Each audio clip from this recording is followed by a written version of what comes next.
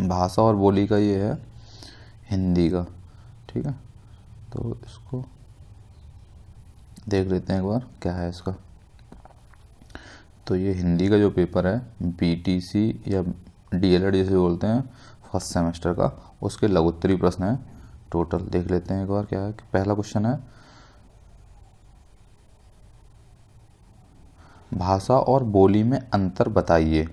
तो भाषा और बोली में सबसे बड़ा अंतर क्या होता है कि बोली जो होती है वो कुछ ही किलोमीटर के बाद बदल जाती है। मतलब बोली क्या है कि वो चेंज होती रहती है, मतलब बोली बदल जाएगी, ठीक। जबकि भाषा एक संपूर्ण राष्ट्र की होती है, मतलब भाषा जो है वो एक पूरे राष्ट्र की होगी। बोली क्या होती है, क्षेत्रीय होती है, बोली क्षेत्रीय होती है।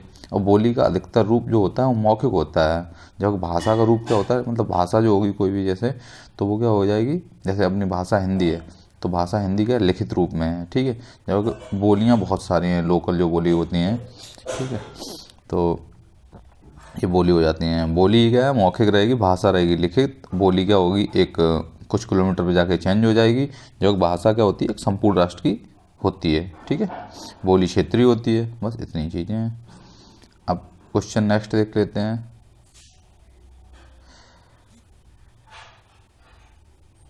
ठीक है, नेक्स्ट क्वेश्चन क्या है, संयुक्त व्यंजन किसे कहते हैं, ठीक है। तो अब संयुक्त व्यंजन,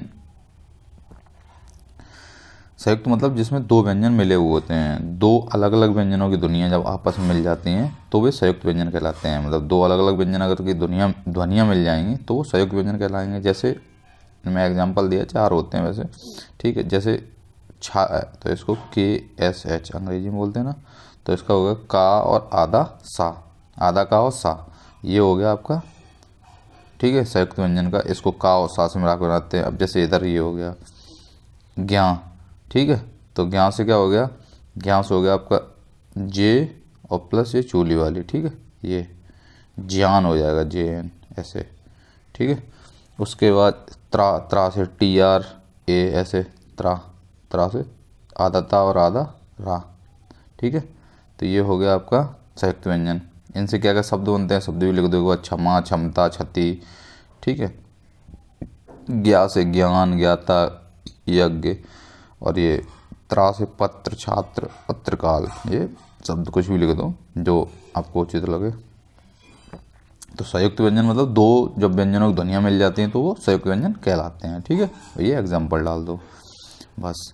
विराम चिन्ह क्या होते हैं, विराम चिन्ह पता ही है आपको, जो ये वाला जो चिन्ह है इसको विराम चिन्ह कहते। अब जैसे ये इधर बताए गए हैं कौन कौन से विराम कितने टाइप के होते हैं, ठीक है। अल्प विराम, पूर्ण विराम, अर्ध विराम, ठीक है। तो एक बार देख लेते हैं। शब्द सब जैसे शब्द हैं, वाक्यांश हैं, या वाक्यों के बीच में या अंत में कहीं रुकना पड़ता है। जब कहीं किसी वाक्य को रोकते हैं या बीच में रोकते हैं, रुकना पड़ता है, जिसे प्रकट करने के लिए कुछ चिन्ह लगाए जाते हैं। इन चिन्हों को विराम चिन्ह कहते हैं, ठीक है, समझिए। मतलब अगर कोई वाक्य है, शब्द है या पूरा वाक्यांश है तो उससे बीच में कहीं रुकना होगा, बात को बीच में रोकने के लिए, या अंत में कहीं रुकना पड़ता है तो उसके हिसाब से विराम चिन्ह का यूज किया जाए। जैसे पूर्ण विराम का मतलब पूरा सेंटेंस जब कंप्लीट हो जाएगा तब पूर्ण विराम। पूर्ण विराम मतलब ये वाला जो होता है वो पूर्ण विराम हो गया, ये प्रतीक है इसका। पूर्ण विराम शब्द का प्रयोग साधारण वाक्य के अंत में होता है, जैसे शेर दौड़ता है, ये पूर्ण विराम लगा दिया। अल्प विराम मतलब आधा विराम। आधा विराम मतलब इसको लिखते समय जहाँ थोड़ी देर रुकना हो या अल्प विराम चिन्ह लगता है, इसका प्रतीक क्या होता है, नीचे कॉमा, ये जो कॉमा लगा देते हैं ना, इसका प्रतीक ये होता है कॉमा। जैसे हाँ, हाँ के बाद लगाया मैं तैयार हूँ। अर्ध विराम क्या होता है, अर्ध विराम से पूर्ण विराम से कम और अल्प विराम से अधिक रुकना होता है, ठीक है। तो इस चिन्ह का प्रयोग किया जाता है। इसका प्रतीक क्या होता है, ये बीच में और नीचे एक कॉमा, ऊपर एक विसर्ग वाली बिंदी। जैसे घर के सभी लोग आ गए, ठीक है, यहाँ पे आधा थोड़ा रुक गए, वे सभी हमारे साथ जाएंगे। आगे प्रश्नवाचक चिन्ह में क्या करेंगे, प्रश्नवाचक में ये प्रतीक। प्रश्नवाचक चिन्ह का प्रयोग उन वाक्यों के अंत में किया जाता है जिनमें प्रश्न पूछा जाता है, ठीक है। जैसे आपका घर कहाँ है। विस्मयादिबोधक, तो विस्मयादिबोधक में हे, अरे, ओ, ये सब जो चीज़ किए जाते हैं तो ये वाला ये हो गया आपका, इसका प्रतीक ये होता है, ठीक है। इसमें क्या होता है, जैसे आश्चर्य, घृणा, प्रसन्नता, शोक, इन सब मनोभावों को प्रकट करने के लिए विस्मयादिबोधक चिन्ह का प्रयोग किया जाता है। जैसे अरे तुम इतने बड़े हो गए। योजक चिन्ह, योजक पता है बीच में ये वाला जो चिन्ह लगाया जाता है, इसका प्रतीक ये होता है योजक चिन्ह। सामसिक शब्दों के बीच में समानार्थक या विपरीतार्थक शब्दों के बीच में योजक, मतलब अगर समानार्थक हैं या विपरीतार्थक हैं, जैसे माता पिता, साथ साथ, ये सब योजक चिन्ह का बीच में प्रयोग किया जाता है। ठीक है, आगे देख लेते हैं एक बार। अब समानार्थी शब्द कौन कौन से होते हैं, तो एक बार उनको देख लेते हैं। समानार्थी मतलब पर्यायवाची। ठीक है, तो अग्नि का क्या हो गया, आग, पावक, अनल, दहन। जैसे ये याद है मुझे, आग, पावक, अनल। ठीक है, दहन, ज्वाला, दव, धूम्र, केतु, हुतासन और ज्वाला। ठीक है, ये है। तो अब बहुत सिंपल है, जैसे चार तो याद ही थे। तो अग्नि का हो गया आग, अनल, पावक, दव, धूम्र, केतु, हुतासन और ज्वाला। ठीक है, ये ज्वाला तो वैसे ही याद बना रहेगा, आग भी बना रहेगा। अश्व मतलब घोड़ा, घोड़ा का है, घोड़ा का है तुरंग, घोटक, घोड़ा। ठीक है, आकाश, आकाश का हो जाएगा गगन, नभ, अंबर, व्योम, शून्य, पुष्कर। ठीक है, पुष्कर को भी आकाश को ही बोलते हैं। आँख, आँख का हो जाएगा लोचन, नयन, नेत्र, विलोचन। उसके बाद अम्बक। ठीक है, नेक्स्ट देख लेते हैं आम। आम एक खाने वाला फल होता है, आम। आम का हो जाएगा आम्र, पिक बंधु, अमृत फल।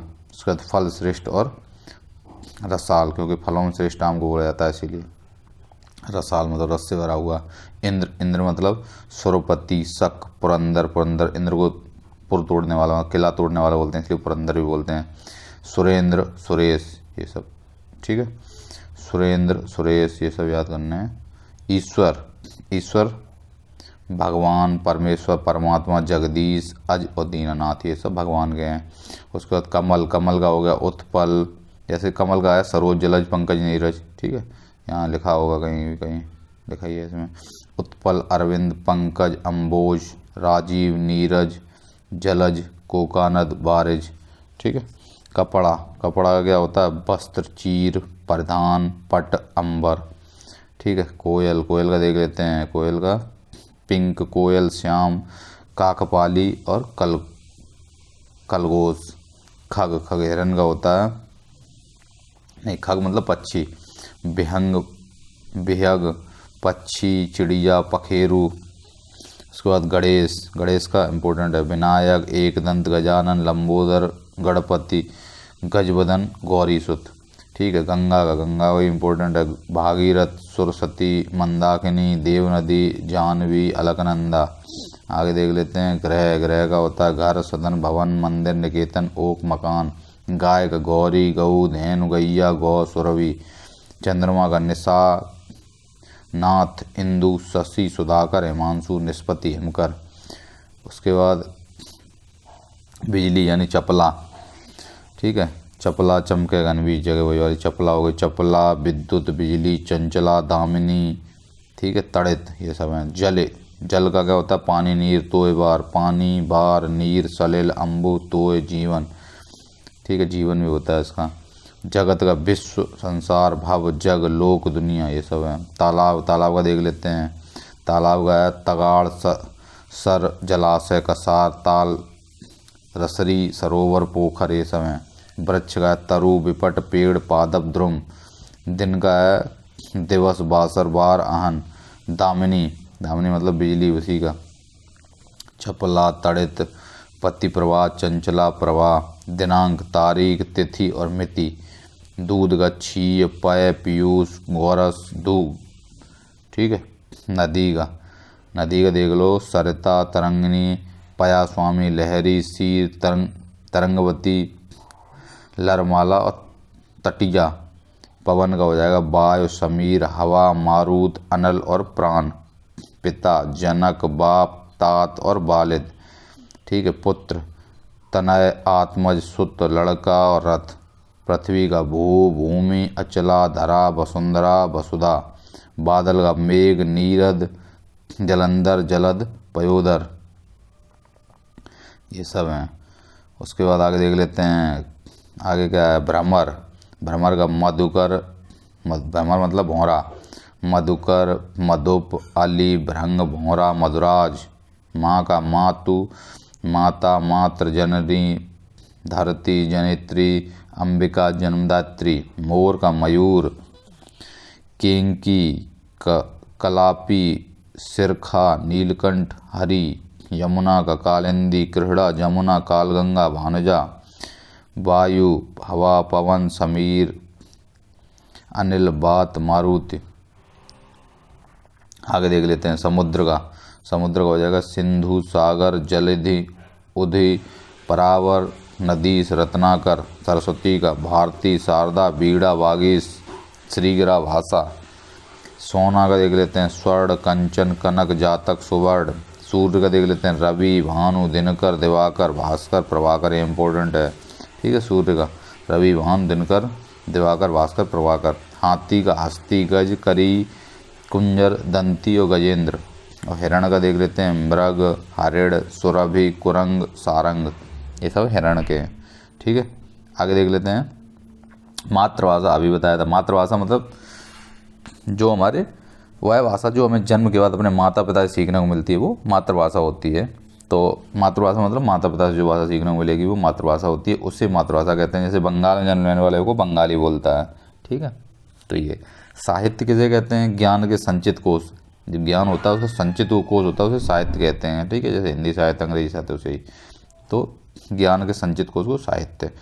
भाषा किसे कहते हैं? अगर भाषा की बात की जाए तो जो भाषा शब्द का निर्माण है वो संस्कृत की भाषा जो है धातु से हुआ है, ठीक है। इस धातु का क्या अर्थ होता है? धातु का अर्थ है वाणी की अभिव्यक्ति, मतलब वाणी की क्या अभिव्यक्ति है।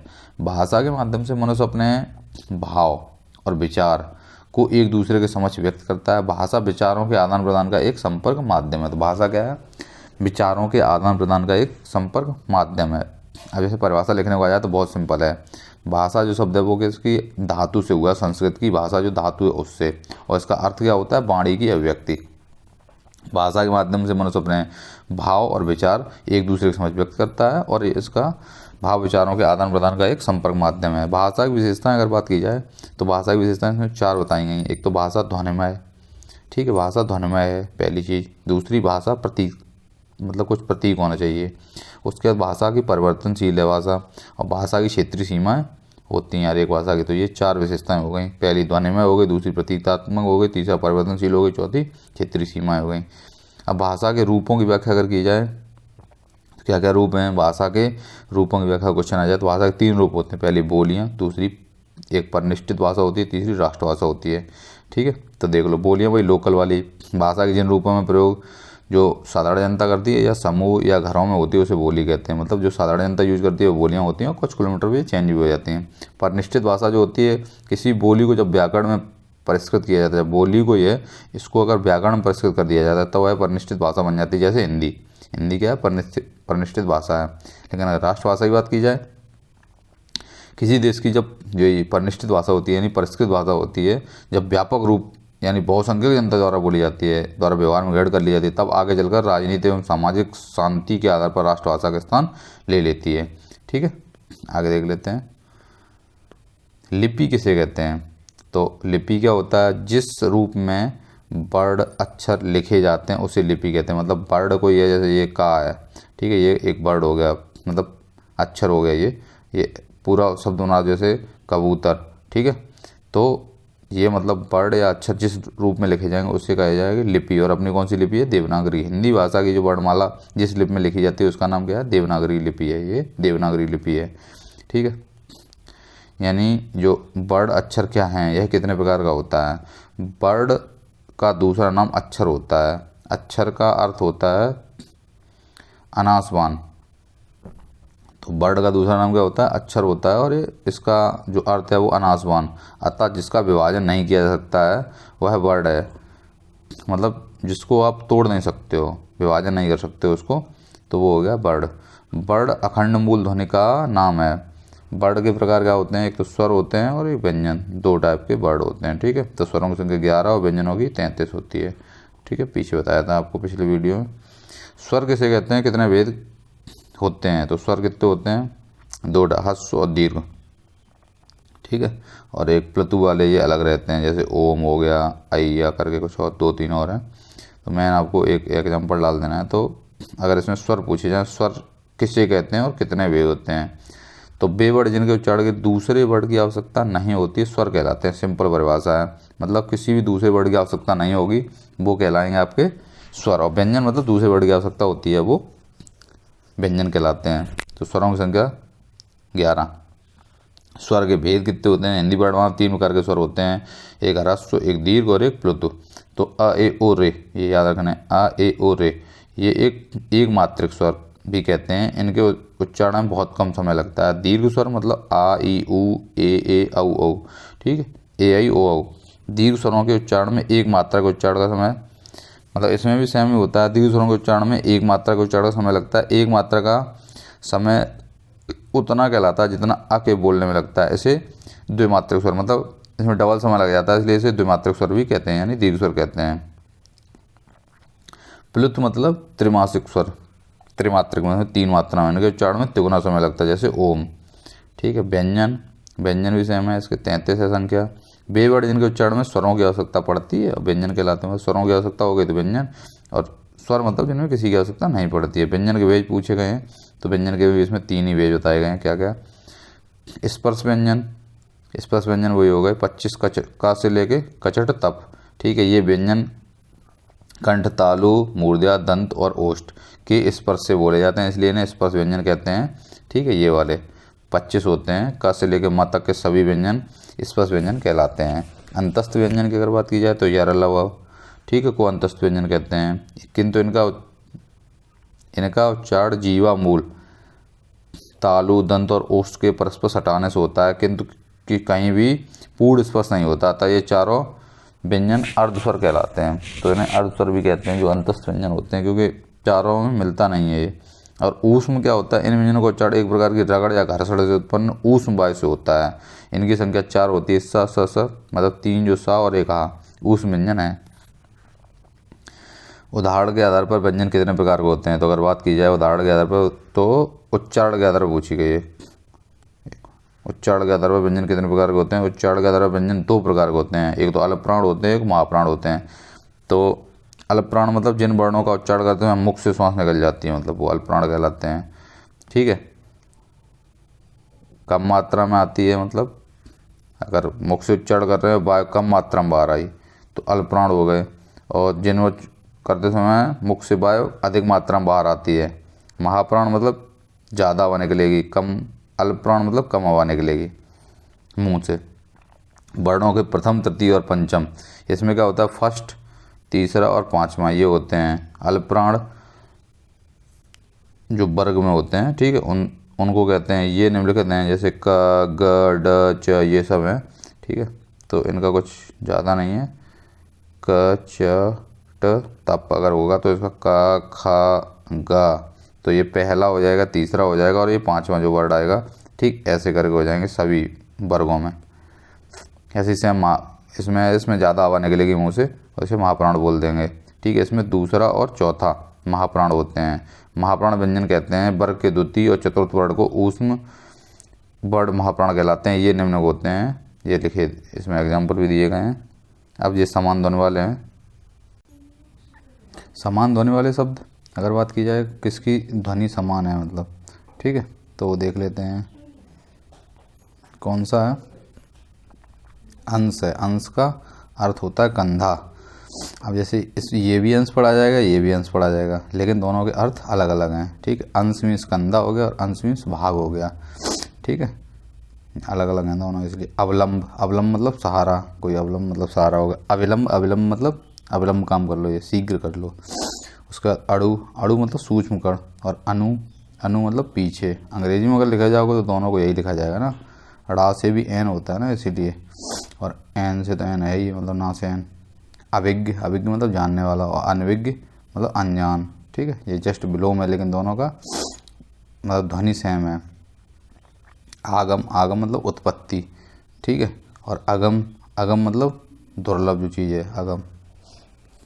अम्बुज, अम्बुज मतलब कमल, और अम्बुद, अम्बुद मतलब जल देने वाला बादल जो होता है, अम्बुद बोलते हैं उसे।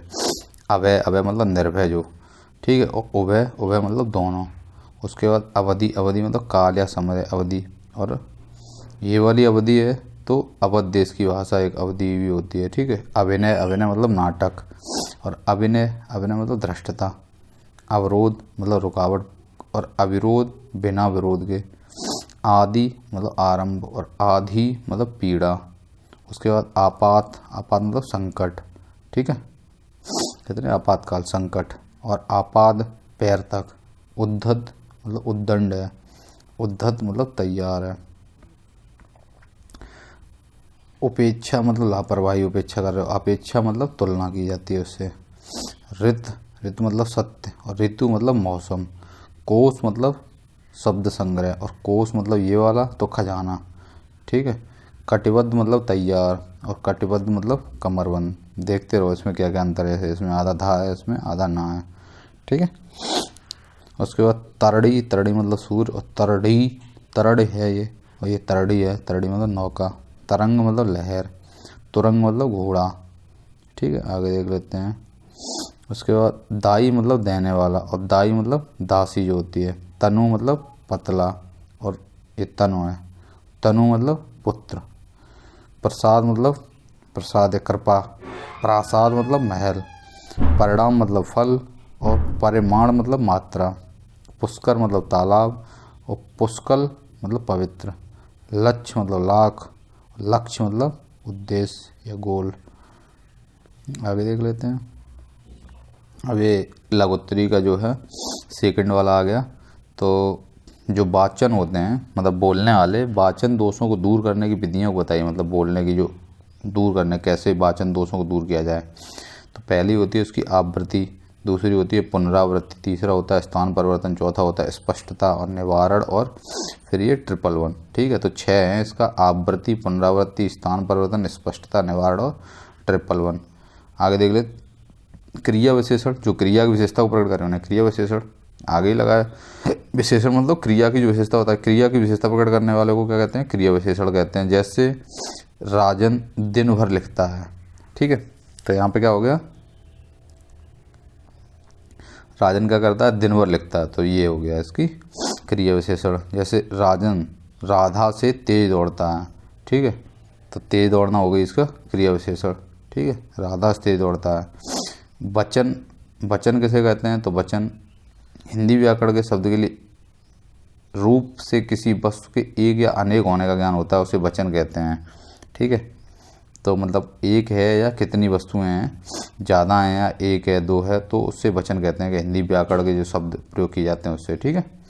वचन के प्रकार क्या क्या होते हैं, एक वचन और बहुवचन, ठीक है। उसके बाद जिस शब्द के जिस रूप में एक ही वस्तु या व्यक्ति का बोध होता है उसे एक वचन कहते हैं। मतलब एक वस्तु या मतलब व्यक्ति का बोध होगा तो एक वचन होगा। जैसे लड़का, औरत, मोर, बाघ, ठीक है। बहुवचन मतलब जिस शब्द से बहुत से व्यक्तियों या वस्तुओं का बोध होता है तो उसे घोड़े, बालकों, ये सब, ठीक है। आगे देख लेते हैं।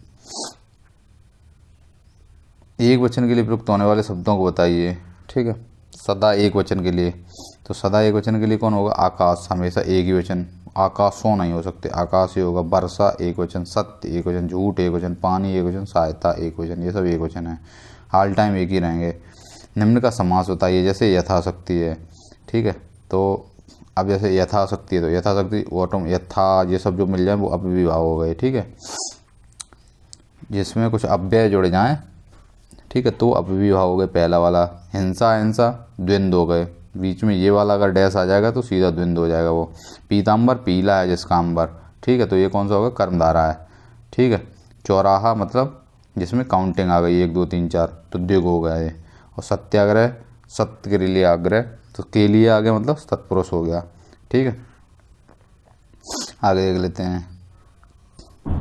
सु, अन्न, दु, को अब से बनने वाले उपसर्ग बनाइए। तो उपसर्ग और प्रत्यय तो बहुत ही सिंपल होते हैं। उपसर्ग का मतलब हो गया आगे जुड़ने वाला, प्रत्यय मतलब पीछे जुड़ने वाला। तो सु मतलब सुफल, सुयोग, सुयश, कुछ भी बोल दो। अन्न, अन्न मतलब अनायास, अनपढ़, अनमोल। दो मतलब दुबला, दुस्सह, दुष्कर। कु मतलब कुरूप, कुकर्म, कुपुत। उसके बाद अभि मतलब अभिभावक, अभिमान, अभेद, ठीक है। ऐसे एग्ज़ाम में अगर लिखने का सिस्टम है तो डायरेक्ट भी लिख सकते हैं, थोड़ा सा बढ़िया करके लिखना है तो इनको थोड़ा डब्बा बना के लिख सकते हैं ताकि थोड़ा सा जगह भी देख लो, क्योंकि लघुत्तरी हैं ये, तो उसमें पूरे में देखना है कि जगह भी कंप्लीट हो जाए, तो उसी हिसाब से थोड़ा सा एडिटिंग कर देनी है उसकी। प्रत्यय पीछे योगी, तो योगी मतलब हो गया, योगी को निम्न में प्रत्यय बताइए। योगी, गमन, साधु, लिखावट। जैसे ये बट है तो ये पीछे वाली प्रत्यय हो गया, ठीक है। जैसे लिखावट है तो मतलब आवट प्रत्यय हो गया, योगी मतलब ई प्रत्यय हो गया, गमन मतलब अन प्रत्यय हो गया, साधु मतलब उ प्रत्यय हो गया, और लगान मतलब आन प्रत्यय हो गया। ये सब प्रत्यय हैं, ठीक है। पीछे वाले जो शब्द होते हैं वो प्रत्यय होते हैं। जैसे बुढ़ापा है तो बुढ़ापा का मतलब हो गया आपा, आपा मतलब प्रत्यय हो गए। चलो आगे देख लेते हैं। भाषाई कौशल बताइए। भाषाई कौशल मतलब क्या होगा, सुबोपली अर्थात सुनना बोलना पढ़ना लिखना। ये भाषाई, पहले सुनोगे, सुनना बोलना पढ़ना और लिखना, ये सब भाषाई कौशल होते हैं, ठीक है। सुबोपली कोड है इसका, सुबोपली सुनना बोलना पढ़ना लिखना, ठीक है। पठन क्या है, या पठन का सोपान बताइए, ठीक है। मतलब दूसरा क्वेश्चन इसमें है, पठन का अर्थ जोर से पढ़ना या मौन में पढ़ना, मतलब या तो बोल के पढ़ो या फिर मौन में पढ़ो, जिससे मुद्रित सामग्री का अर्थ भाव समझ में आना चाहिए। मतलब जो लिखा हुआ है उसका अर्थ भाव आपके समझ में आ गया है, चाहे मन में पढ़ो चाहे जोर से पढ़ो, तो पठन हो गया। पठन का सोपान 3 सोपान है। पहला मुद्रित प्रतीक है उनकी पहचान, दूसरा अर्थग्रहण और तीसरा अर्थग्रहण का उपयोग। तो पठन के सोपान क्या क्या हो गए, जो मुद्रित प्रतीक है उनकी पहचान करना, अर्थग्रहण करना और अर्थग्रहण का उपयोग करना, ठीक है। 3 चीज़ें हो गई, ये सोपान हो गए अगर पूछे जाएँ तो। प्राथमिक स्तर की शिक्षा में समाप्ति पर बालकों से पठनगत अपेक्षाएं बताइए। तो कौन कौन सी हो गई, जैसे मतलब प्राथमिक स्तर के जो हैं, तो जब शिक्षा की समाप्ति और बालकों की पठनगत अपेक्षाएं क्या क्या होती हैं, जैसे चित्र पठन कर ले, वो शब्द पठन कर ले, शाब्दिक पठन कर दे और वर्ड पठन कर ले, ये 4 चीज़ें होती हैं, ठीक है। आगे देख लेते हैं, उच्च प्राथमिक स्तर की शिक्षा की समाप्ति पर बालकों से पठनगत अपेक्षाएं बताइए। तो मतलब अगर जैसे उच्च प्राथमिक वाला है तो उसमें क्या क्या क्वालिटी मतलब हो जानी चाहिए, तो वो चिंतन करने लग जाए, मतलब चिंतनात्मक पठन कर देने जाए। उसके बाद सृजनात्मक, मतलब सृजनात्मक भी करने लगे और चिंतनात्मक भी करने लगे। 2 चीज़ें अगर डेवलप्ड हो गई तो वो मतलब उच्च प्राथमिक स्तर में इतना डेवलप हो जाना चाहिए बच्चे में, चिंतनात्मक और सृजनात्मक। आगे देख लेते हैं, उच्चारण के दोष।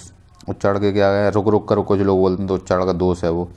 गदगद स्वर में बोलना, मतलब ऐसे स्वर में जो एकदम क्लियर स्पष्ट ना हो। दीनता के स्वर में, मतलब बहुत दुखी टाइप बोल रहे हैं। गाकर बोलना, गा गा कर बोलना, वो भी उच्चारण का दोष ही है। मुख के भीतर बुदबुदाते हुए बोलना, ये 5 मतलब टोटल हैं, तो कोई भी लिख देगा, ठीक है। स्पष्ट ना बोलना, ये सब चीज़ें उच्चारण के दोष ही हो गए। पठन में दक्षता अवरोध का कारण बताइए। तो पठन में अगर कोई मतलब दक्षता अवरोध है, पढ़ नहीं पा रहा चीज़ों को, तो क्या अवरोध के कारण क्या हो सकते हैं। पढ़ने की कला का अभाव, मतलब पढ़ने की ट्रिक ही नहीं पता उसे कला क्या होती है। पठन रुचि का अभाव, मतलब पढ़ने की रुचि नहीं है। चिंतन का अभाव, सोचता ही नहीं उस बारे में। मन की एकाग्रता नहीं है उसकी। दृष्टि दोष का मतलब हो सकता है आँखों में कमजोरी हो, इसकी वजह से न पढ़ पा रहा हो, ठीक है। स्वतंत्र व्यक्ति का क्या आशय है। तो 5 पॉइंट है, इनको 5 को याद रखना है ऊपर वाले। अब नेक्स्ट देख लेते हैं, स्वतंत्र व्यक्ति। मतलब स्वतंत्र व्यक्ति मतलब हो गया एकदम बिल्कुल जो व्यक्ति बोलने और सोचने के लिए स्वतंत्र है, वो स्वतंत्र व्यक्ति टाइप ही हो गई। स्वतंत्र व्यक्ति का आशय हो गया लिखित और मौखिक दोनों व्यक्तियों से है, ठीक है। स्वतंत्र व्यक्ति मतलब लिखित रूप से भी वो स्वतंत्र होना चाहिए, मौखिक रूप से भी वो स्वतंत्र होना चाहिए, तो वो स्वतंत्र व्यक्ति हो गई। हिंदी भाषा शिक्षक किन किन उद्देश्यों को ध्यान में रखकर पठन अभिवृद्धि का विकास करता है। किन किन चीज़ों को ध्यान में रखना चाहिए तब पठन अभिवृद्धि का बालकों में विकास होगा। तो पहला, बालकों में पढ़ने के प्रति आनंद के भावों को विकास, मतलब उसे पढ़ने में आनंद आना चाहिए, ये तुम्हें भाव विकसित करना है बालकों में, पहला। दूसरा का बालकों सृजनात्मकता, ठीक है। सृजनात्मकता आएगी और पढ़ने में आनंद आएगा तो वो ऑटोमेटिक चिंतन करने लग जाएगा उन चीज़ों में, ठीक है। परिवेशी विषयों पर चर्चा से लाभ बताइए। अब जैसे परिवेशी जो आपके बाहर परिवेश है उसके अगर विषय वो चिंता मतलब चर्चा करेगा तो क्या उसका होगा, परिवेशी विषयों पर चर्चा करने से बालकों के ज्ञान में वृद्धि हो जाएगी, ठीक है। जैसे पता है कि बाहर आलू की फसल हो रही है, तो अगर आलू के विषय पर चर्चा होगी तो उसे पता चलेगा कि आलू कैसे उगता है, मतलब देखा है उसने कि हाँ खेतों में आलू उगे हुए हैं, लेकिन उसके बारे में चर्चा की जाएगी क्लास में, तो परिवेश एक तो डेवलप हो जाएगा और उन चीज़ों के बारे में अच्छे से जानकारी हो जाएगी उसके। बच्चे जिज्ञासु हो जाएंगे, हाँ हर चीज़ जानने लग जाएंगे, पूछने लग जाएंगे कि हमारे आसपास की चीज़ें क्या। भाषाई कौशल का जो है विकास भी हो जाएगा। आगे देख लेते हैं, लघुत्तरी 3 टाइप के देख लेते हैं। अब जैसे लिपि है, लिपि की परिभाषा पूछी गई है। जिस रूप में यानी बर्ड अक्षर लिखा जाता है उसे लिपि कहा जाता है, मतलब जो बर्ड या अक्षर है जिस रूप में लिख दिया उसे वही लिपि हो गया। हम सभी जानते हैं विचारों के आदान प्रदान में स्थायित्व प्रदान करने तथा दूसरे लोगों को लाभ पहुँचाने के लिए ध्वनियों का कुछ चिन्ह बना लिए गए। इन ध्वनि चिन्हों को ही लिपि कहा जाता है। जो ध्वनियों के चिन्ह हैं मतलब इन्हें ही लिपि कहा जाता है, ठीक है। और अपनी लिपि कौन सी है, देवनागरी लिपि है हिंदी भाषा की, ठीक। आगे देख लेते हैं, मतलब जिस रूप में बड़ा अक्षर लिखे जाते हैं उसे ही लिपि कहा जाता है। परिभाषा यही होगी क्लियर। अब विचारों को जो स्थायित्व प्रदान करने के लिए हम चीज़ों को एक दूसरे से करते हैं, वो हो गई आपकी लिपि। आगे देख लेते हैं देवनागरी लिपि क्या है। विभिन्न देशों की भाषा एवं लिपि भिन्न भिन्न हुआ करती है। हिंदी हमारी कागजी राष्ट्रभाषा है और इसकी लिपि देवनागरी लिपि है, अर्थात हिंदी भाषा जिस लिपि में लिखी जाती है उसका नाम देवनागरी, मतलब हिंदी जिस रूप में लिखी जाएगी वो देवनागरी लिपि है। आगे देख लेते हैं मात्रा किसे कहते हैं, स्पष्ट करें। व्यंजनों में भिन्न भिन्न उच्चारणों के लिए उसके साथ जो स्वर जोड़े जाते हैं उसे उस समय स्वर के बदलते हुए रूप को मात्रा कहते हैं। मतलब व्यंजनों का जब यूज किया जाता है, ठीक है, भिन्न भिन्न उच्चारणों के लिए, तो उसमें कुछ स्वर जोड़े जाते हैं और जो स्वर उस समय स्वरों के बदलते हुए रूप को ही मात्रा कहते हैं, ठीक है। जैसे अ ए ओ ये सब डंडे बना दो, ये नीचे वाले ऐसी टेबल बना दो, बस हो गया, स्वर मात्राएं इतनी हैं। उसके बाद व्यंजन से आप क्या समझते हैं, ठीक है, तो भाई अभी बताया था जिन वर्णों का उच्चारण स्वरों की सहायता के बिना नहीं हो पाता, मतलब स्वर का यूज होना ही होना है व्यंजन में। और स्वर में क्या है कि वो बिना किसी की सहायता से बोले जा सकते हैं, लेकिन व्यंजन स्वरों के साथ बोले जाएंगे, मतलब स्वरों की सहायता से बोले जाएंगे, उन्हें वर्ण व्यंजन कहते हैं। हिंदी वर्णमाला के 33 हैं और 11 स्वर हैं। व्यंजन के लेख विभेद को स्पष्ट करें तो व्यंजनों को दो प्रकार से लिखा जाता है। लिखने का ढंग इस प्रकार है, खड़ी पाई के साथ और बिना खड़ी पाई के साथ। मतलब ये वाले जो हैं बिना खड़ी पाई के साथ लिखे जाने वाले व्यंजन हैं, ठीक है। और उपरोक्त को छोड़कर शेष सभी जैसे क ख ग बिना खड़ी पाई के लिखे जाते हैं, अतः इन्हें बिना खड़ी पाई के लिखे जाने वाले व्यंजन कहते हैं। अब जैसे ये आ गया क्वेश्चन थोड़ा अलग टाइप का है, रेफ है, रकार है, हकार से आप क्या समझते हैं, उदाहरण बताइए। तो इसको थोड़ा सा सही से देखना पड़ेगा। रेफ मतलब क्या होता है, इसका प्रतीक जो ऐसे एक डंडा खींच के सी बना दिया, जब किसी वर्ड पर यह प्रतीक होता है तो हम उसे रेफ पढ़ते हैं। मतलब किसी वर्ड पे ये चीज़ बना दी गई अगर, तो उसे हम रेफ पढ़ते हैं, ठीक है। वास्तव में किसी शब्द में आधा रा अगर है, आधा रा के पीछे कोई व्यंजन रहने पर र व्यंजन के ऊपर रेप का रूप ले लेता है, जैसे कर्म, धर्म, मर्म आदि। ये मतलब हो गया, मतलब जब भी जैसे मान लो ये है कर्म, तो ये रेफ हो गई, ये वाली, इसको रेफ बोल दिया, ये यही तो है, ठीक है, ये रेफ हो गया। मतलब आधा रा जो है उसको ऊपर चढ़ा दिया तो वो रेफ हो गया, बस वही रेफ है, रा से रेफ।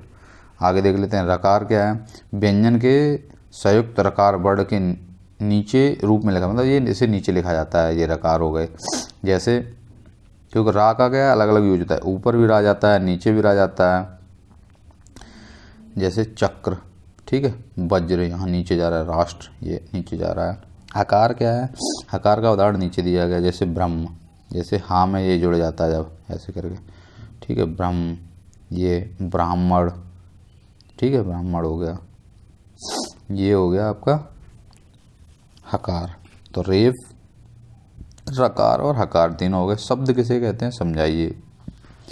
अक्षर अथवा अक्षर से निर्मित सार्थक एवं स्वतंत्र ध्वनियाँ, जो अक्षर या अक्षरों से जो निर्मित सार्थक ध्वनियाँ हैं उन्हें क्या, अथवा ध्वनि समूह को शब्द कहते हैं, या ध्वनि समूह मान लो, उसे क्या कहते हैं, शब्द कहते हैं। मतलब पूरे अक्षर मिला लो और एक शब्द बना दो, वो शब्द हो गया। वास्तव में शब्द एक या अनेक अक्षरों के योग से बनता है। जैसे राम कहाँ जाता है, ये ठीक है, इसमें 4 शब्द हैं। कौन कौन से, राम कहाँ जाता है।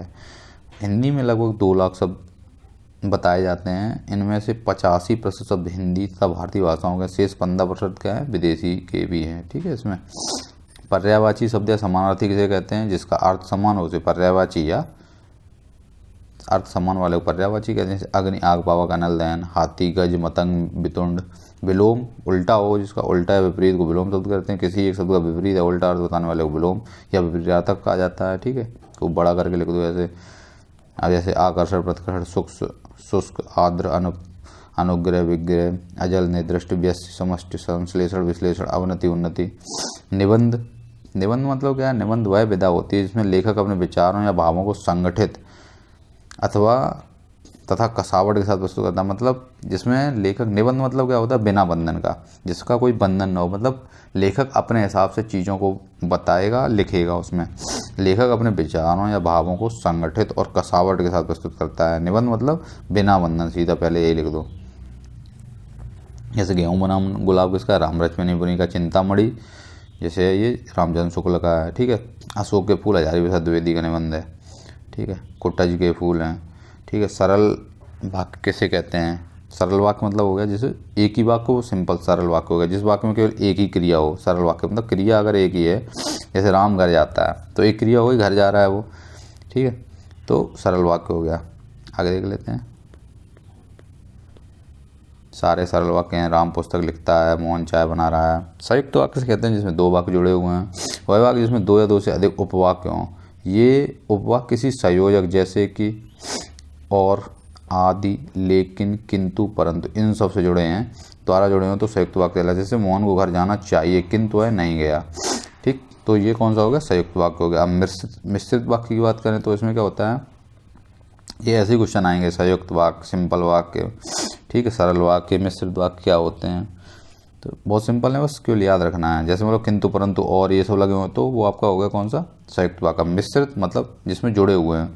मिश्रित वाक्य वे वाक्य हैं जिसमें एक प्रधान वाक्य के साथ एक या एक से अधिक उपवाक्य, मतलब एक या एक से अधिक भी जुड़ सकते हैं तो मिश्रित हो जाएगा, ठीक है। एक प्रधान वाक्य होगा, उसमें एक या एक से अधिक जुड़ गए, तो जैसे संघ प्रभु के आते ही सभी स्वयं सेवक खड़े हो गए, उन्होंने देखा कि सभी स्वयं मुस्करा रहे हैं, ठीक है, तो ये आपका बहुत लंबा सा वाक्य हो गया, ये मिश्रित हो गया।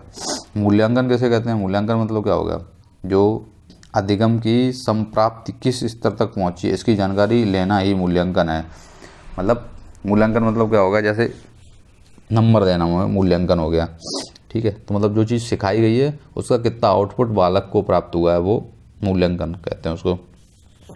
अधिगम की संप्राप्ति किस स्तर तक पहुंची है, ठीक है, बात वही है।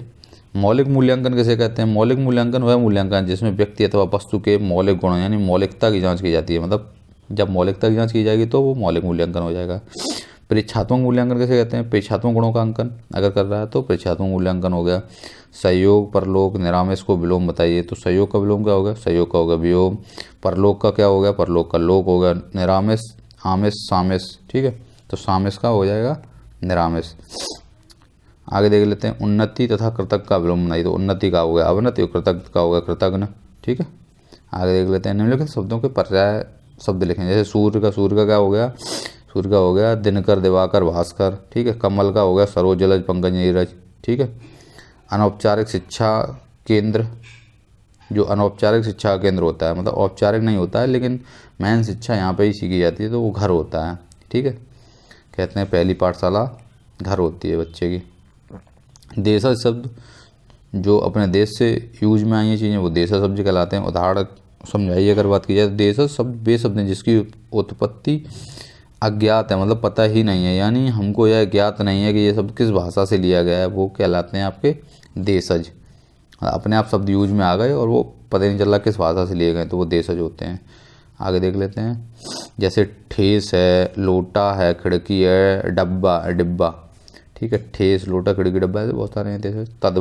तद्भव वही मतलब जो संस्कृत के वे सब जो संस्कृत के हैं किंतु धीरे धीरे क्या उनके रूप बदल गए हैं और हिंदी में प्रयुक्त होने लगे हैं, वो तद्भव कहलाते हैं। और तत्सम तो संस्कृति के शब्द होते हैं वो। जैसे उदाहरण की अगर बात की जाए तो आम, हाथी, आग, नंगा, जैसे आम का आम्र हो जाएगा, ठीक है, अगर तत्सम की बात की जाओ। हाथ का हस्त हो जाएगा, ठीक, आग का अग्नि हो जाएगा, नंगा का नग्न हो जाएगा, ये तत्सम हो गए।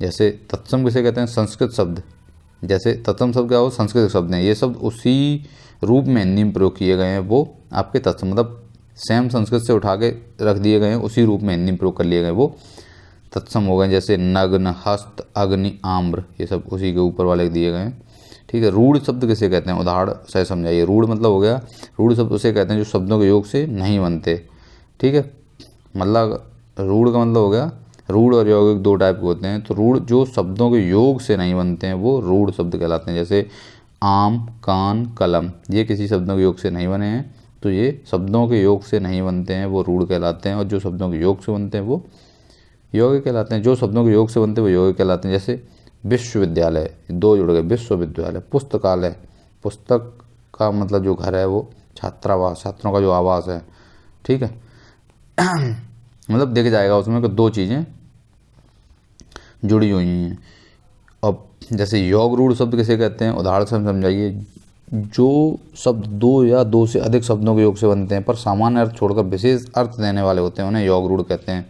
जैसे पंकज है, जलद है, ये सब आपके क्या हो गए, योग रूढ़ शब्द हो गए, मतलब दो या दो से अधिक शब्दों के योग से, मतलब दो या दो के शब्दों के योग से बन गए पर सामान्य अर्थ छोड़कर विशेष अर्थ देने लग जाते हैं। ठीक है, जैसे सरोज, जलज, पंकज, नीरज, तो ये विशेष अर्थ में चले गए हैं। ठीक, उसके बाद मुहावरा था लोकोक्ति में अंतर बताइए। तो मुहावरा क्या होगा, मुहावरा का प्रयोग स्वतंत्र नहीं होता है, मतलब बिल्कुल ये फ्री नहीं रहता है, इसका जो यूज होता है मुहावरा का जो स्वतंत्र प्रयोग नहीं होता है। लोकोक्ति या कहावत जैसे बोलते हैं, लोकोक्ति का प्रयोग स्वतंत्र रूप से होता है। ठीक है, लोगों के द्वारा बोली गई तो स्वतंत्र रूप से ही होगा लोकोक्ति। मतलब मुहावरा क्या होता है, एक वाक्यांश है, जब कहावत क्या है, एक वाक्य है। ठीक है, ये दो अंतर होते हैं। ठीक है, स्पेशली पहला क्या है, मुहावरा का है, इसका प्रयोग स्वतंत्र नहीं होता है, और ये क्या होती है, इसका प्रयोग स्वतंत्र होता है लोकोक्ति। मुहावरा वाक्यांश है और ये एक कहावत एक वाक्य है। देवनागरी लिपि की विशेषताएं अगर बात की जाए, बहुत सिंपल है। देवनागरी लिपि की जो विशेषताएं है उसमें कही जाए तो देवनागरी लिपि के वर्णों का बनावट सरल और सुंदर है। तो अगर बात की जाए तो वर्णों की बनावट क्या है, सरल और सुंदर है वर्णों की बनावट। ठीक है, देवनागरी लिपि में जो बोला जाता है ठीक ठीक वैसा ही लिखा जाता है, डिट्टो जो बोला गया वही लिखा जाएगा। देवनागरी जो लिपि है को आसानी से सीखा भी जा सकता है। तो तीन इसकी विशेषताएं हो गई। पहला क्या है कि जो वर्णों की बनावट है वो सरल और सुंदर है। दूसरा क्या है, जो बोला जाता है ठीक वैसे ही लिखा जाता है। तीसरा क्या है, बहुत सिंपल, इजी टू लर्न है। ठीक है, अनुस्वार के प्रयोग का नियम बताइए। अनुस्वार, ठीक है, का प्रयोग केवल अंतस्थ और ऊष्म व्यंजनों के साथ होता है। जो अनुस्वार होता है उसका प्रयोग सिर्फ अंतस्थ और ऊष्म ये व्यंजन होते हैं। तो ये होते हैं य, व, र और ल, जो होते हैं तीनों सा और हा। ठीक है, स ह। आगे देख लेते हैं।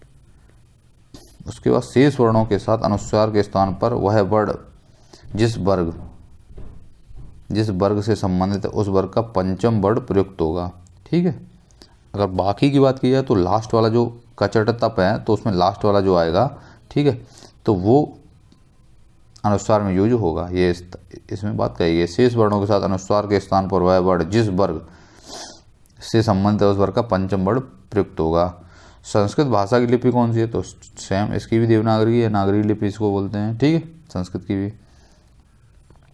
तुकांत किसे कहते हैं, वे शब्द जिनका समान रूप से समाप्ति होता है तुकांत कहलाते हैं। मतलब वे शब्द जिनकी समान रूप से समाप्ति होती है तो तुकांत कहलाते हैं। जैसे देश प्रदेश, पीछे बिल्कुल एकदम समान रूप से हो रही तुकांत। शक्ति भक्ति, अमर अजर, ठीक है, पीछे वाला अगर सेम मिल रहा है, ठीक है, खाना जाना, ठीक है, ये तुकांत हो गए। आगे देख लेते हैं। उसके बाद अतुकांत, वे सब जिनका समान रूप से समाप्ति न हो अतुकांत कहलाते हैं। नमक, प्रेम, जन्म, साहस, ये अतुकांत हो गए। पठन, मतलब पठन किसे कहते हैं, स्पष्ट करें। मतलब पठन का मतलब पूछा गया है कि अगर पूछा जाए पठन किसे कहते हैं। पठन अंग्रेजी के शब्द रीडिंग का हिंदी रूपांतरण है। पठन का अर्थ होता है पढ़ना। संस्कृत में पठ धातु में श्रत प्रत्यय जोड़कर पठन शब्द बनता है। भाषाई कौशल के क्रम में पठन तीसरे क्रम पर आता है। भाषाई कौशल है सुबोपली, तीसरे क्रम पे क्या, सुबोपली क्या होता है, सुनना, बोलना, पढ़ना, लिखना। तो ये कौन से पे आता है, पढ़ना, तीसरे नंबर पे आता है। तो पठन सिंपल, अगर जैसे परिभाषा पूछी जाए तो थोड़ा सा लंबा करके खींचना है। तो पठन क्या है, अंग्रेजी भाषा की रीडिंग सबसे लिया गया है, उसका हिंदी रूपांतरण है। पठन का अर्थ क्या होता है, पढ़ना होता है, सिंपल। संस्कृत में जो पठ धातु में सत अगर प्रत्यय जोड़कर पठन शब्द बनता है। और भाषाई कौशल में जो पठन का स्तर है वो तीसरा है, कौन सा, सुबह पर लिख दो, अर्थात सुनना, बोलना, पढ़ना एवं लिखना। किस भाषा के लिखित अंश का, किसी भाषा के लिखित अंश का उच्चारण करना पठन कहलाता है। मतलब लिखित हुआ है जिसको उच्चारण कर दिया वो पठन कहलाता है। डिसेंट के अनुसार पठन लेखक द्वारा उद्दृष्ट सुलिखित सुवर्णित प्रतीकों के किसी के अनुभव की विधि को उनके संबंधित करके सार्थकता देने की प्रक्रिया है। ठीक है, पढ़ लो एक बार, ज़्यादा कोई मतलब नहीं है। लेखन क्या है, लेखन, लेखन मतलब राइटिंग हो गया। लेखन जो शब्द है, लेखन शब्द अंग्रेजी के राइटिंग का हिंदी रूपांतरण। लेखन का अर्थ होता है लिखना, सिंपल, पहले यही लिख दो। भाषाई कौशल जो होता है सुबोपली, ठीक है, तो सुनना, बोलना, पढ़ना, लिखना। तो लिखना चौथा है, उसमें उसका चौथा क्रम है। जो कुछ भी हम बोलते हैं उसे यानी प्रतीक यानी अक्षरों के रूप में व्यक्त करना, ये जो होता है वो लिखना होता है। यानी उच्चारित ध्वनियों को प्रतीक यानी अक्षर के माध्यम से व्यक्त करना ही, मतलब जो भी चीज़ हम बोल रहे हैं उसे किसी वर्ड या प्रतीकों से लिख दिया है, वो आपका लिखना हो गया। अब पठन का महत्व बताइए, ये इम्पोर्टेंट है। क्या महत्व है पठन का? पठन का महत्व नीचे दिया गया है। क्या क्या है? 7-8 पॉइंट हैं, देख लेते हैं आराम से। पढ़ने से क्या हो जाए? पठन से बच्चों के शुद्ध उच्चारण क्षमता में वृद्धि होगी, मतलब जो उच्चारण क्षमता है वो एकदम शुद्ध उच्चारण क्षमता में वृद्धि हो जाएगी। ठीक है, पढ़ने से कोई भी चीज़ पढ़ोगे तो शुद्ध उच्चारण क्षमता में वृद्धि हो जाएगी। दूसरा क्या हो जाएगा? बच्चों में बौद्धिक विकास हो जाएगा। तीसरा क्या हो? शब्द भंडार में वृद्धि हो जाएगी। चौथा क्या हो जाएगा? मतलब ये एक ही पॉइंट लिख दिया, शब्द भंडार में वृद्धि हो जाएगी। उसके बाद पठन से बोलने एवं भाषा कला में बच्चे क्या हो जाएगा? बोलने और भाषा कला में बच्चे क्या हो जाएगा? पारंगत हो जाएंगे। ठीक है, अच्छे से बोलेंगे और भाषण अच्छे देंगे। उसके बाद निरंतर पठन से बच्चों में प्रभावपूर्ण विधि से पढ़ने की क्षमता उत्पन्न, मतलब पहले अटक के पढ़ते थे, प्रभावपूर्ण पढ़ने की एकदम क्षमता उत्पन्न हो जाएगी। उसके बाद पठन से बच्चों का जो विन्यास क्षमता में, मतलब विन्यास क्षमता भी इनकी बढ़ जाएगी। उसके बाद पठन से बच्चों में नवीन बातें, विचार और अन्य चीज़ों का भी समावेश हो जाएगा। मतलब इसमें 10-15 पॉइंट और भी लिख सकते हो तुम। जैसे पहले क्या है? शुद्ध उच्चारण बोलेगा तो उसका बुद्धि का विकास होगा। फिर उसके बाद क्या हो जाएगा? उसमें नवीन, मतलब ये नवीन बातें, विचार, ज्ञान आएगा, चिंतन की, उसका दिमाग डेवलप्ड हो जाएगा। ठीक है, सामाजिक परिवेश को समझने लगेगा, शब्द भंडार में वृद्धि हो जाएगी, लिखने में हो जाएगा, भाषण अच्छे देगा, प्रभावपूर्ण विधि से उत्पन्न हो जाएगा, अच्छा विन्यास क्षमता में वृद्धि हो जाएगी, बौद्धिक विकास हो जाएगा। बस सिंपल। अगर लॉजिकल वेम्स हो जाए तब भी इसको आराम से लिख सकते हो। उसके बाद पठन से उच्चारण बलाघात का अभ्यास हो जाता है। ठीक है, पठन से उच्चारण यानी बलाघात का अभ्यास भी हो जाता है। लेखन का महत्व समझाइए। अगर लेखन के बारे में बात की जाए तो लेखन से क्या हो जाएगा बच्चों में? ठीक है, तो लेखन से क्या हो जाएगा? बच्चों के जो अक्षर बनावट में, मतलब एक तो अक्षर बनावट में इनका सुधार होगा और बच्चे सुंदर लिखना सीख जाएंगे। ज़्यादा लिखने की प्रैक्टिस करोगे तो क्या हो जाएगा? लिखने की प्रैक्टिस क्या हो जाएगा? अक्षर अच्छे बनेंगे और सुंदर लेखन हो जाएगा। बौद्धिक विकास हो जाएगा, शब्द भंडार में वृद्धि हो जाएगी, जो मात्रात्मक त्रुटियाँ हैं वो कम हो जाएंगी या समाप्त हो जाएंगी, भाषा में एक रूपता आ जाएगी।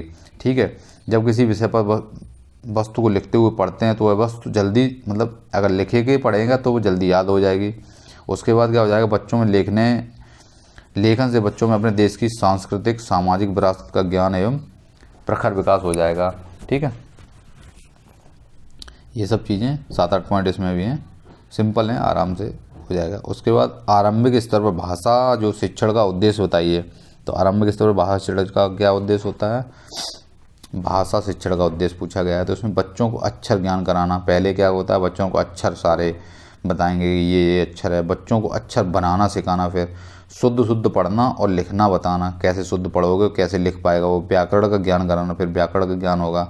बच्चों में शुद्ध मात्रा लिखते हुए लिखने एवं पढ़ने की क्षमता का विकास करना। ठीक है, धारा प्रवाह लिखना एवं पढ़ना सिखाना।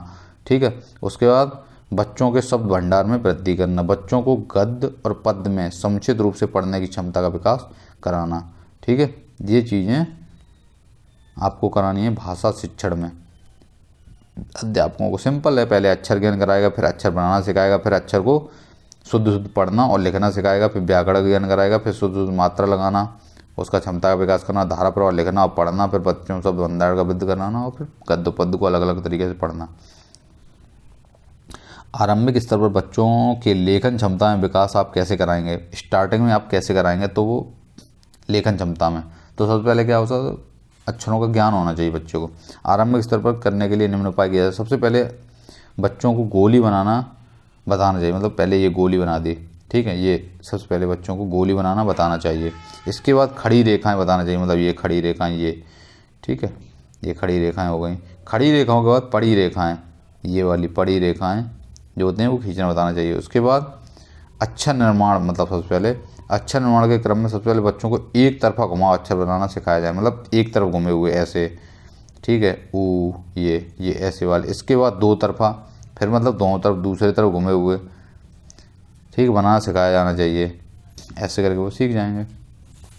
तो लेखन क्षमता का विकास में सबसे पहले क्या करना है? सबसे पहले गोली बनवाओ, फिर ये वाले डंडा बनवाओ, खड़ी रेखाएं, फिर पड़ी रेखाएं, फिर क्या करना चाहिए? एक तरफ घुमाव वाले, फिर दूसरी तरफ घुमाव वाले, ये सब आगे देख लेते हैं। ठीक है, अब ऐसे बात अगर की जाए तो आरंभिक स्तर बच्चों को अच्छा लेखन सीखने हेतु महात्मा गांधी जी का विचार और जो जे मैस्की और जे मैनरी का विचार बताइए। तो तीनों के विचार बता देने हैं। क्या क्या है? महात्मा गांधी के विचार थे कि आरंभिक बच्चों में अच्छा लेखन कैसे सीखें।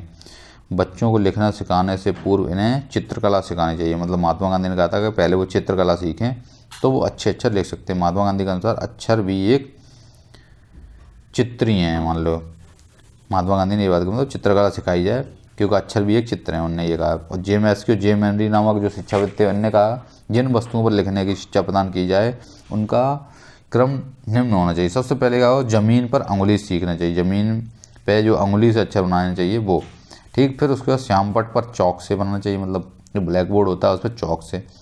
उसके बाद स्टील पर जो अपनी रहती है स्टील उस पर चौक बत्ती से, और अंत में कागज़ पर कलम और स्याही से लिखवाना चाहिए। ये इनने प्रोसेस बताई है, ठीक है। तो सबसे पहले ने ज़मीन बताया, फिर श्यामपट्ट बताया, फिर अपनी जो स्लेट रहती है उस पर चौक से बना दो, ठीक है। और उसके बाद कागज़ लास्ट में यूज़ करना चाहिए। ये JMSQ ने बताई है। बाकी महात्मा गांधी ने क्या कहा है कि पहले चित्रकला सिखाओ, क्योंकि चित्रकला भी मतलब एक अक्षर भी एक चित्रकला ही है। शुद्ध लेखन के तत्व कौन कौन से हैं, नाम बताइए। शुद्ध लेखन के तत्व क्या क्या होते हैं? शुद्ध लेखन में 5 प्रमुख तत्व होते हैं। वेरी सिंपल होते हैं, क्योंकि अक्षर की बनावट, शुद्ध लेखन मतलब अक्षर बिल्कुल क्लियर बना हुआ होना चाहिए। सिरो रेखाएं लगाना, मतलब सिरो रेखाएं उसमें होनी चाहिए। अच्छा लिखने की गति एकदम बिल्कुल बढ़िया होनी चाहिए। लिखने में स्वच्छता होनी चाहिए और लिखने में स्पष्टता। 5 चीज़ें होती हैं, नॉर्मल भी कोई भी बता देगा कि अक्षर की बनावट सही होनी चाहिए, सिरो रेखा सही होनी चाहिए, लिखने की गति बढ़िया होनी चाहिए, लिखने में स्वच्छता होनी चाहिए, स्पष्टता होनी चाहिए। पठन कितने प्रकार का होता है? पठन की अगर बात की जाए 2 टाइप का होता है। एक तो सस्वर होता है, दूसरा होता है मौन। तो सस्वर मतलब जो बोल के पढ़ा जाएगा, मौन मतलब मन में पढ़ लिया जाएगा, 2 ही है। वह पठन जिसमें हम लिखित तत्वों का ध्वनात्मक उच्चारण करते हैं, स्वस्वर पठन कहलाता है। मतलब जो बोल के पढ़ते हैं वो आपका हो गया ध्वनात्मक उच्चारण, मतलब बोल के पढ़ना। मौन मतलब मन में पढ़ लेना। हम लिखित तत्वों का ध्वनात्मक उच्चारण नहीं करते हैं, मौन पठन कहलाता है। मौन पठन श्रवणीय शब्दोच्चारण की क्रिया के बिना पठन, मतलब बिना बोल के पढ़ा जाएगा तो ये श्रवणीय शब्दोच्चारण नहीं हो पाएगा, ठीक है। पठन का उद्देश्य यानी उपयोगिता बताइए। पठन का क्या उद्देश्य है, मतलब क्या उपयोगिता है, उद्देश्य उपयोगिता बताइए। तो ये तो वैसे ही बना के भी लिख सकते हैं, लेकिन फिर भी एक बार देख लेते हैं पॉइंट को।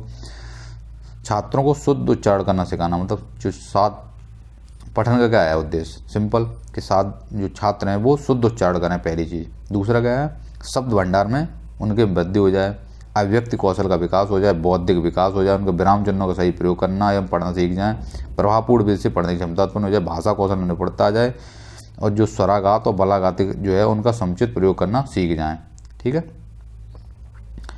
तो ये हैं 7-8 पॉइंट हैं। शुद्ध उच्चारण सीख जाएंगे, शब्द भंडार में वृद्धि हो जाएगी, अभिव्यक्ति कौशल का विकास हो जाएगा, बौद्धिक विकास हो जाएगा, विराम चिन्ह का सही उपयोग करेंगे, प्रभावपूर्ण विधि से पढ़ने की क्षमता उत्पन्न हो जाएगी, भाषा कौशल में निपुणता आ जाएगी उनकी, और स्वराघात और बलाघात का समुचित प्रयोग करना सीख जाएंगे। लेखन का उद्देश्य उपयोगिता बताइए। तो क्या क्या लेखन का उद्देश्य और उपयोगिता है? तो लिखने से क्या हो जाएगा? सेम वही पुराने क्वेश्चन रिपीट हुए हैं। शब्द भंडार में वृद्धि हो जाएगी, ठीक है। सुंदर लेखन में मतलब सुंदर अक्षर बनाने हेतु प्रेरित करना, मात्रा विराम चिन्हों का समुचित प्रयोग करके लिखना सीखना, ठीक है। मात्रात्मक त्रुटि में सुधार करना, लिखित अभिव्यक्ति में निपुणता लाना, नवीन कहानी, कविताएं, सूक्ति एवं मुहावरा आदि के ज्ञान में वृद्धि करना। तो ये आपके लेखन संबंधित हो गए 6-7 पॉइंट। ध्वनि किसे कहते हैं? ध्वनि भैया भाषा की जो प्राथमिक इकाई को ध्वनि कहते हैं। किसकी? भाषा की जो प्राथमिक इकाई हो गया ध्वनि है। ध्वनि से के संबंध में कहा गया है ध्वन्यते इति ध्वनि, अर्थात ध्वनि वही है जिसके द्वारा कोई शब्द शोर कोलाहल, मतलब कोई भी शोर या कोलाहल होगा तो वही ध्वनि होगी। जैसे हम बोल रहे हैं ये ध्वनि है। ध्वनि के माध्यम से बच्चों को किसी भाषा में लिखना पढ़ना सिखाया जाता है। ध्वनि के गुण क्या क्या होते हैं? गुण भी पूछेंगे तो 4 गुण माने जाते हैं। पहला मात्रा हो गई, दूसरा स्वर हो गया, तीसरा आघात होगा, चौथा वृत्ति हो गई। मात्रा, स्वर, आघात और वृत्ति। मात्रा, स्वर, आघात और वृत्ति, ये 4 गुण हो गए आपके ध्वनि के। अब भाषा के कितने अंग होते हैं? नाम बताइए। भाषा के होते हैं टोटली 5 अंग। पहला हो गया ध्वनि, दूसरा शब्द, तीसरा रूप, चौथा वाक्य, 5वां अर्थ। 5 ही हो गए इसके। सिंपल। पहले ध्वनि मतलब भाषा की प्राथमिक इकाई को ध्वनि कहते हैं। शब्द मतलब जो अक्षर के अर्थपूर्ण व्याकरण सम्मत अभियंत्र को शब्द कहते हैं, ठीक है। जो अक्षर होते हैं उनका एक मतलब कुछ बन जाए, जैसे राम, या मतलब कोई शब्द बन जाए अक्षरों के अर्थपूर्ण व्याकरण, मतलब अर्थपूर्ण व्याकरण का सम्मत अभियंत्र जो बन जाए वो आपका शब्द हो गया। उसके बाद रूप, रूप को पद भी कहा जाता है। शब्द तथा धातु रूप में अर्थ युक्त तत्व को रूप कहते हैं। वाक्य क्या होता है? वाक्य यानी शब्दों के समूह को वाक्य कहते हैं। और अर्थ क्या होता है? किसी भाषा इकाई को किसी भी इंद्रिय से ग्रहण करने पर जो मानसिकता प्रतीत होती है उसे अर्थ कहलाता है। ठीक है, ये बहुत सिंपल है ऐसे। वाक्य क्या होता है? शब्दों के समूह को वाक्य कहते हैं। रूप को पद भी कहा जाता है, यानी शब्द अथवा धातु रूप के अर्थ प्रयुक्त तत्व को रूप कहते हैं। अर्थ क्या होता है? किसी भी भाषिक इकाई को किसी भी इंद्रिय से ग्रहण करने पर जो मानसिक प्रतीत होती है, ठीक है, वो आपका अर्थ कहलाता है। ध्वनि कितने प्रकार की होती है? तो ध्वनि होती है दो प्रकार की, एक स्वर और एक व्यंजन। स्वर जो स्वयं उच्चारित होते हैं वे स्वर कहलाते हैं। स्वर का संधि विच्छेद क्या होता है? सुधन अर। यहाँ पर अर गंध्यक तक यानी रित धातु से बनाया, इसका अर्थ होता है सुखपूर्वक गति, अर्थात जिसके उच्चारण में बाधा रहित सुविधा होकर स्वर है। स्वर वे ध्वनि जिनका उच्चारण कोई अवरोध ना हो, मतलब जो कोई अवरोध ना हो वो स्वर कहलाते हैं। आगे देख लो, जैसे ये सब स्वर हैं, 11 स्वर होते हैं।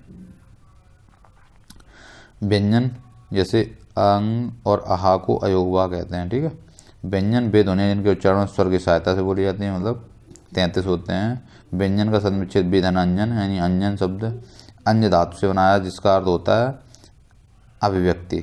ठीक है, यानी विशेषता के सहयोग से अभिव्यक्ति या स्वर के सहयोग से अभिव्यक्ति। ये देख लो, कचट तप हो गया। ठीक है, कचट तप 5 वर्ग हो गए। ठीक है, उसके बाद ये अंतस्थ वाले हो गए, ये हो गए ऊष्म वाले, या र लव स स स ह, और ये हो गए संयुक्त व्यंजन। संयुक्त व्यंजन कितने हैं? छा, त्रा और ज्ञा। ठीक, आगे देख लेते हैं। प्राण यानी वायु के आधार पर ध्वनि कितने प्रकार की होती है? मतलब वायु को जो बाहर निकालना है अंदर, ये वायु के आधार पर पूछा गया है। प्राण का अर्थ होता है वायु। प्राण के आधार पर ध्वनि 2 प्रकार की होती है, एक तो अल्प प्राण, एक महाप्राण। अल्प प्राण तो कम हवा बाहर निकले, महाप्राण तो ज़्यादा हवा बाहर निकले। विपर्ण जिनके उच्चारण में कम वायु निष्कासित होती है, अल्प प्राण। अल्प प्राण ये वाले, पहला, तीसरा और 5वां, मतलब फर्स्ट, थर्ड एंड 5th। ठीक है, का, गा, चा, जा ये सब होते हैं। बेवर्ण जिनके उच्चारण में अधिक ध्वनि बाहर होती है, खा, ग, छा, ज ये सब होते हैं। ठीक है, प्रशिक्षु अल्प प्राण तथा महाप्राणों को आसानी से बता सकते हैं। ध्यान दें, जिन शब्दों जिन अक्षरों के अंग्रेजी का एच लिखा जाता है वे महाप्राण होते हैं, जैसे खा के एच, घा जे एच। और जो एच की सहायता से नहीं लिखे जाते हैं वे अल्प प्राण कहलाते हैं। ये भी एक ट्रिक है, मतलब जिसमें एच आ जाता है अंग्रेजी वर्ड में वो आपके हो गए कौन से? महाप्राण। और इसमें डायरेक्ट लिखे जाते हैं वो अल्प प्राण हो गए। स्वतंत्री आधार पर ध्वनि कितने प्रकार की होती है? स्पष्ट करें। स्वतंत्री आधार पर ध्वनि 2 प्रकार की होती है, कौन कौन सी देख लेते हैं एक बार। घोष और सघोष टाइप की होती है। घोष मतलब क्या हो गए? वे ध्वनि जिनके उच्चारण में कंपन होता है, यानी घोष। कंपन मतलब अगर उच्चारण में कंपन है तो घोष हो गई। जैसे समस्त स्वर एवं व्यंजन क, च तथा त आदि सभी वर्गों के तृतीय, चतुर्थ और पंचम वर्ण तथा या र ल व ये सब हो गए आपके घोष। या र ल व ये सब क्या हो गए? घोष हो गए आपके। ठीक, और तीसरा, चौथा और 5वां ये आपके क्या हो गए? घोष। हो आगे वाले होते हैं घोष, यानी इनको सघोष भी बोलते हैं, और पहले वाले बोलते हैं अघोष। मतलब आ से स्टार्ट होगा तो पहला दूसरा हो गया। ठीक है, अघोष जिनके उच्चारण में कंपन नहीं होता अघोष कहलाते हैं, जैसे पहला और दूसरा वर्ड होता है जो प्रत्येक वर्ड का। और स ये सब होते हैं आपके क्या मालूम? अघोष। उच्चारण के आधार पर ध्वनि कितने प्रकार की होती है? अगर उच्चारण की बात की जाए तो ध्वनि कितने प्रकार की हो जाएगी? तो उच्चारण के आधार पर ध्वनि 2, मतलब बात की जाए तो 7 प्रकार की हो जाएगी। कैसे? 7 प्रकार की हो जाएगी। जैसे इसमें 5 तो यही हो गए, कंठ, तालु, मूर्धा, दंत, ओष्ठ, ऐसे करके। तो काकल्य, कंठ, तालु, मूर्धा, वत्स, दंत, ओष्ठ। काकल्य मतलब वे ध्वनियाँ जो मुख के कांकल से उत्पन्न होती हैं, काकल्य कहते हैं। जैसे विसर्ग तथा ह, ये काकल्य हो गई। कंठ तो आपको बताइए।